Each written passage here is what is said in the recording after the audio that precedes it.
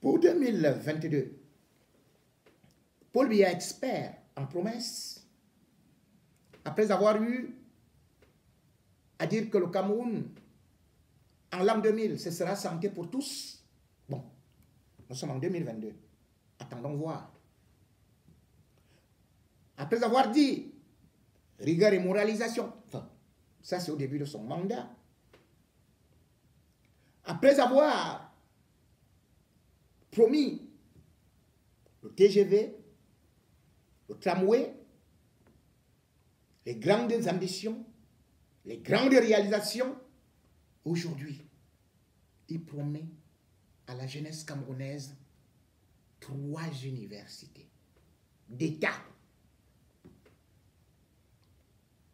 Pourquoi faire? Ceux qui sont sortis des universités d'État, 80% sont au chômage. Des pépinières où jamais on aura la possibilité de réussir. Mais depuis 2013, Paul Biya, dans ses vœux de fin d'année, il nous disait qu'il mettait d'abord fin, ou qu'il arrêtait d'abord les universités d'État, et qu'il allait plutôt conduire le Cameroun dans des universités professionnelles et des lycées professionnels. On pouvait même avoir le domaine hydraulique, pétrolifère, ainsi de suite, et même d'agriculture. Mais aujourd'hui, on dit non. Je vous promets les universités de Benskin. Quand on sort des universités d'État, on repart dans le temps. Et puis, on est derrière le Benskin, puisqu'il n'y a pas d'avenir. Tout au plus, on peut vous recruter dans l'armée. Les promesses de Biya, alors que la Chine lui avait donné 8 milliards pour justement créer des universités professionnelles. Parce qu'à cette époque, on avait vu que en tout et pour tout, on ne pouvait avoir que 35 000 personnes qui pouvaient être qualifiées au Cameroun. Or, il en faut en moyenne pour résorber le taux de chômage et pour aussi permettre aux autres de se lancer dans l'entrepreneuriat, qu'il fallait créer au moins 200 000 techniciens supérieurs sortis de ces universités. Mais marche arrière, Biya vous dit, je réinvente la brouette. Comme on a dit, le Cameroun, c'est le seul pays où, même pendant les débats télé, tout le monde présente docteur en psychologie, docteur en géologie, docteur en latin, docteur en... Des trucs inutiles. Parmi ces promesses, il nous a donc fait comprendre que le Cameroun allait atteindre un taux de croissance de 4,2%. L'année 2021 ayant été avec un taux de croissance de 3,6%. Mais a-t-il parlé d'inflation? Les Camerounais mangent-ils à leur faim? Actuellement, pour s'acheter une tomate, pour s'acheter de l'huile, le ministre du Commerce descend sur le terrain pour prendre des décisions qui n'ont qu'un effet cosmétique. Mais à long terme, ça va exploser. Comme en 2008, lorsqu'il y a eu les émeutes de la faim. Les Camerounais ne peuvent plus. Le salaire n'augmente pas. Les loyers augmentent. L'eau augmente. L'électricité augmente. Et puis, le panier de la ménagère augmente. Et pendant ce temps, le ministre de la Communication fait une sortie pour venir dire, attendez, c'est France 24 qui veut déstabiliser le Cameroun parce que France 24 vous avertit que à l'allure où vont les choses, ça finira par exploser. En 2008, est-ce que c'était France 24? Lorsqu'il y a eu les émeutes de la faim. Mais nous en sommes repartis. Le ministre de la Communication oublie que le 2 décembre, c'est plutôt le ministre du Commerce qui écrit au directeur des douanes que l'affaire est grave. L'inflation est chaude. Il faut arrêter. Et comme mesure, le ministre du Commerce, enfin, le directeur des douanes, prend comme résolution de ne plus exporter des produits oléagineux ou des choses comme donc, du riz, du mil, du sorgho, de même que des huiles, comme Diamaor et consorts. Parce qu'on estime que cela part au niveau du Nigeria ou bien ça part à l'étranger et qu'il faut maintenant faire converger ça. Mais ce que Biya oublie de dire aux gens, c'est que si la nourriture est maintenant rare au Cameroun, c'est à cause de l'incapacité de son gouvernement. Depuis 2016, le Cameroun exporte au Gabon. C'est-à-dire que importe du Gabon. Vous vous rendez compte? 130 000 tonnes d'huile de palme. Depuis quand le Cameroun peut être dans cette situation? Et puis quand ils disent qu'on va donc bloquer pour qu'on n'exporte plus, les autres vont aussi bloquer. Quand ils vont bloquer, alors là, ce sera très très grave. Parce que nous, on prend aussi tout d'à côté. Qu'est-ce qu'on a? Au niveau de l'agriculture, alors qu'Adi, tu avais introduit ce qu'on appelle le comice agro-pastoral, Biya est arrivé, il a aboli le comice agro-pastoral, et puis tout ce qu'il a entrepris sur le domaine de l'agriculture, c'était uniquement pour détourner de l'argent. Rappelons-nous des tracteurs Solenka. C'était combien? On nous disait que ça va produire 2 milliards de tonnes. On nous a dit que ça allait produire sur 10 000 hectares le manioc, après 5 000 hectares le maïs, et après on allait planter ceci et cela. Biya est parti prendre le crédit. 14 milliards. Mais les tracteurs sont en brousse. C'est Biya qui a tué le Fogapé, c'est lui qui a tué le Fonader. Toutes les banques agricoles, c'est lui qui les a tuées. Aujourd'hui, on ne peut pas rattraper cela. Il y aura une flambée de prix. On ne peut plus arrêter ça. Il parle de Covid. Le Covid n'était pas là en 2008, quand il y a eu les émeutes de la faim. Il parle de Covid. Est-ce que le Covid était là en 2016, quand on avait déjà eu cette flambée de prix? Mais non. Parce qu'il n'y a pas de politique agricole. Parce qu'il n'y a pas de politique industrielle. Et parce qu'il n'y a pas de vision politique. Il vous parle tout simplement de l'émergence 2035. On peut émerger dans l'obscurité. Et il vient et dit, je ne sais pas l'homme la vient. Il dit que le Cameroun est sur la voie de l'autosuffisance énergétique. Mesdames et messieurs, le barrage Membele, dont Paul Biya parlait dans son discours, c'est 940 milliards. Où est le barrage Membele? Donc Biya croit que le barrage là fonctionne déjà. Donc il croit que le barrage Sondon fonctionne. Donc lui n'est pas au courant des coupures d'électricité au Cameroun. Il dit que non, c'est l'autosuffisance énergétique. Et puis il vous dit, bien évidemment, puisque là la route passe, le développement suit, il vous fait comprendre que le Cameroun est déjà désenclavé parce qu'il a réussi l'exploit à construire cette année des autoroutes. 941 km. Papa. Vous connaissez la route là? C'est dans les rêves. Est-ce que Biya peut me dire où se trouvent ces autoroutes dont il parle? Alors que tout et chacun sait que l'autoroute Yaoundé-Douala devait être livrée en 2018. 400 milliards. Aujourd'hui, c'est l'autoroute la plus chère du monde. 7 milliards par kilomètre. Alors que sur l'échelle de prix, c'est bien. 2,5 milliards partout en Afrique. Mais le kilomètre de route chez Biya,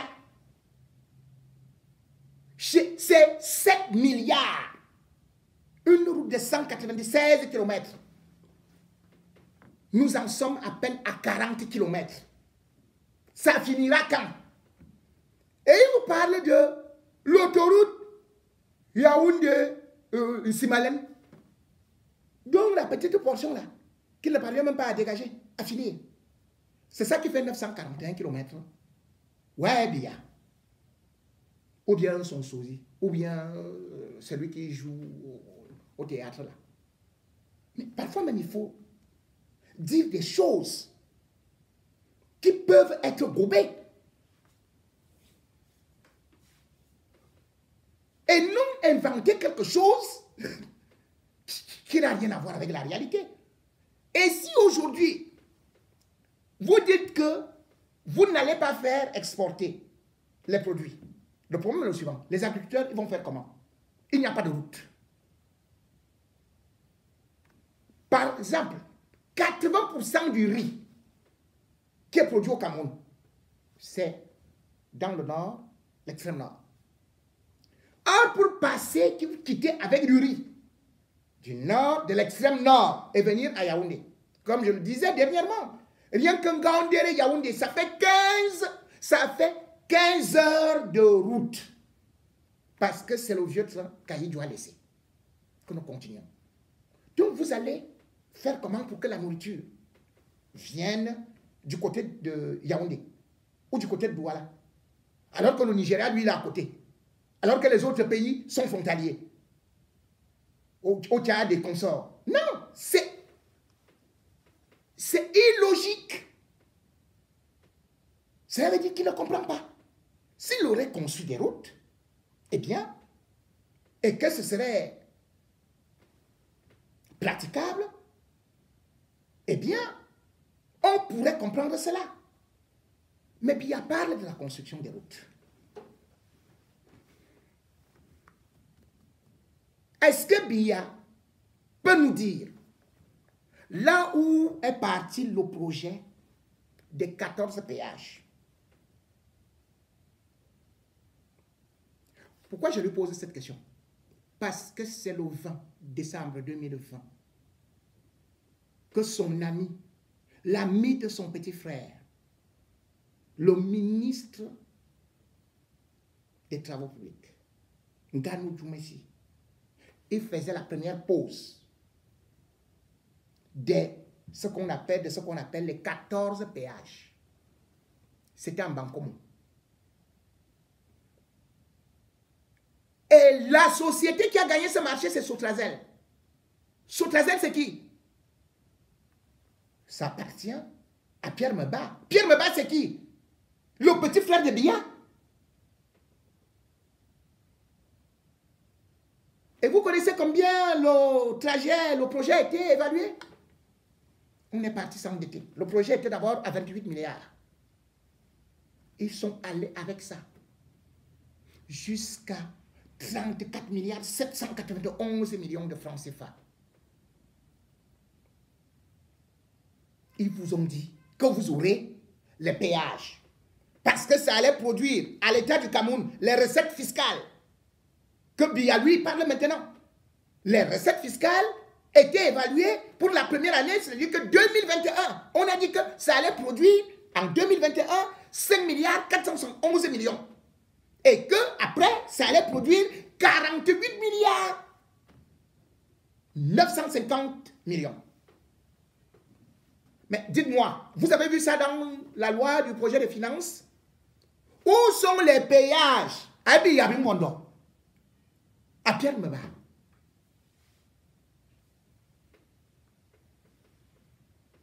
Vous volez et vous accusez les autres. Vous dites que tous ceux qui sont dans les malversations, oh, ils seront traqués, ils vont répondre devant la justice. Voilà son frère. Je n'ai pris que cet exemple-là. Comme aussi, j'avais déjà évoqué le cas de son frère. Avec le centre touristique de Mohamed Salah. Où il prend des milliards. Et où rien n'a jamais été réalisé. Ces routes-là, il n'y a pas de 941 kilomètres de route. Où sont les péages? Vous tous avez vu, non? N'est-ce pas, on a montré ça à la télé. Vous allez aussi dire que c'est Rémi Ngono qui est marrant. N'est-ce pas, on vous a montré à la télé, comme on vous montrait les projets de tramway, le projet de Grand Lac, oui, à Yaoundé, Lac Central. Comme aussi on vous a parlé de tous les complexes sportifs et tout dont ils se félicitent et qui sont devenus des stades. Lorsqu'on vole, lorsqu'on est un chef de gang, on ne peut avoir qu'un gouvernement de brigands.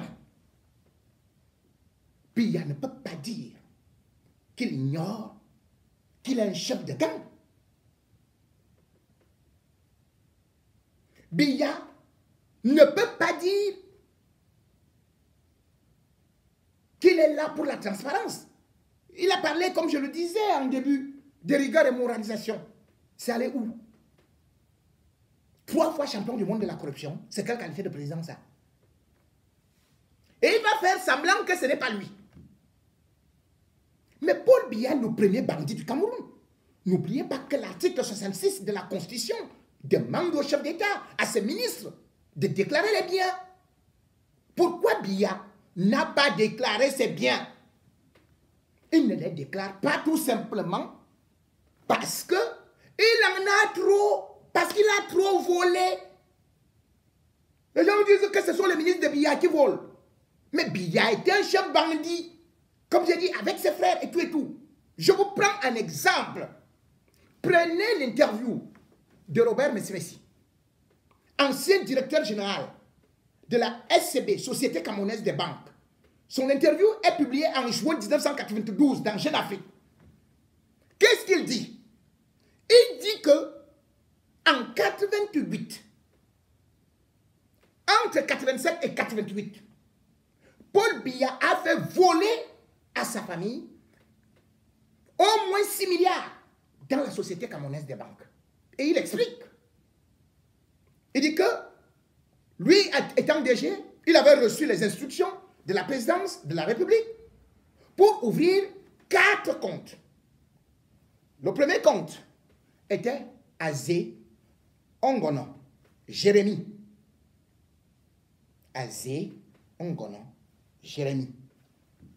Le deuxième compte était Onong Damba. Et puis, il a ordonné qu'on fasse des virements dans ces comptes. Et Robert Messi déclare dans Jeune Afrique qu'il avait viré dans ces comptes-là 3 milliards 551 millions 104 000 francs CFA. Ce n'est pas moi qui le dis. Allez sur Internet. Il était DG de la Société Camerounaise des Banques. Et il va plus loin. Il dit que toujours Biya lui avait demandé d'offrir 300 millions au général Assoueman, qui lui avait fait les rituels là pour se transformer en lion. C'est pour ça qu'on appelle Biya homme lion. C'est le général Assoueman. 300 millions pour un hôtel particulier, non remboursable. Autre détail, il cite la petite sœur de Paul Biya, qui s'appelle Menge Marie, qui a aussi bénéficié de l'argent. Et puis, il va plus loin, pour dire plus loin, dans des détails, pour dire que Biya lui a aussi demandé de faire des virements à son architecte personnel, Olivier Kakou. Et que il a viré à Olivier Kakou 1 milliard 700 millions de francs CFA. Voilà un simple petit exemple. Cet argent-là, Biya est fonctionnaire. Certains me disent souvent, il a longtemps travaillé. Quel fonctionnaire peut longtemps travailler jusqu'à demander à une banque d'État, une banque Kayidjo avait laissé remplie de fonds, donner de l'argent à ses frères, à ses sœurs, à son architecte, Et d'ailleurs, le nom de Paul Biya est apparu dans le scandale des Panama Papers. Mais qui en a fait écho au Cameroun? Personne. Parce qu'on a juste vu quelques journalistes, là, on leur a donné de l'argent, taisez-vous. Ne dites rien. Mais quand le scandale des Panama Papers éclate, qu'est-ce qu'on va découvrir? C'est-à-dire que le cabinet Fonseca, on va découvrir que, justement, en mars 2008, ils avaient reçu instruction d'une société installée en Suisse de créer une holding au nom de Paul Biya. Et cette holding va s'appeler Biya Holding Limited, ayant pour siège les îles britanniques et d'autres agences à Dubaï, île Maurice. Et puis, cette société avait été créée juste 2 semaines avant les émeutes de la faim. Donc, quand Biya a senti que là, le peuple camerounais est en train de bouillonner et tout, et que ce n'était pas possible à Douala, il s'est dit, il faut que je mette de l'argent à côté. Il a mis beaucoup d'argent à côté. Et cette société a été désactivée le 14 octobre 2012, donc 4 ans après les placements. Et l'argent venait de l'ambassade du Cameroun à Paris pour alimenter ce compte-là. Et bam, quand on désactive, ça permet quoi? On perd la traçabilité.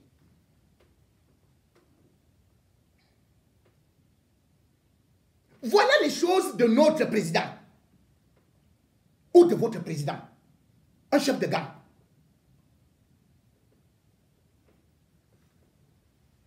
Mais avec ça, vous allez dire que oui, il a les mains blanches parce qu'on n'a jamais eu à le poursuivre pour les biens mal acquis et tout. Et pourtant, que ce soit le comité de lutte contre la faim ou encore beaucoup d'autres ONG, ont décrié et ont dénoncé Paul Biya pour les détournements. Maintenant donc que vous êtes là, quel pays africain, vous pouvez me citer, n'a pas fait d'augmentation de salaire depuis 20 ans? Citez-moi un seul. Quel pays africain a le SMIC de 36 000 francs en dehors de la République centrafricaine? Pendant ce temps, le Cameroun s'endette. Hein? La dette du Cameroun s'élève à plus de 43% du PIB. Qui va payer? Chaque jour, on va prendre de l'argent. Et vous êtes content qu'on dilapide de l'argent. Chaque jour. Chacun venait d'apprendre que le Cameroun devait à la France 940 milliards. Que le Cameroun est le pays africain le plus endetté auprès de la Chine. Mais tous les projets qui ont été validés par la Chine, montrez-moi un seul qui a abouti. Pas un seul. Oui, Paul Biya, c'est un scandale pour le Cameroun. Paul Biya, c'est l'échec. Paul Biya, c'est l'incarnation de la malgouvernance. Paul Biya vous amène en enfer en 2022.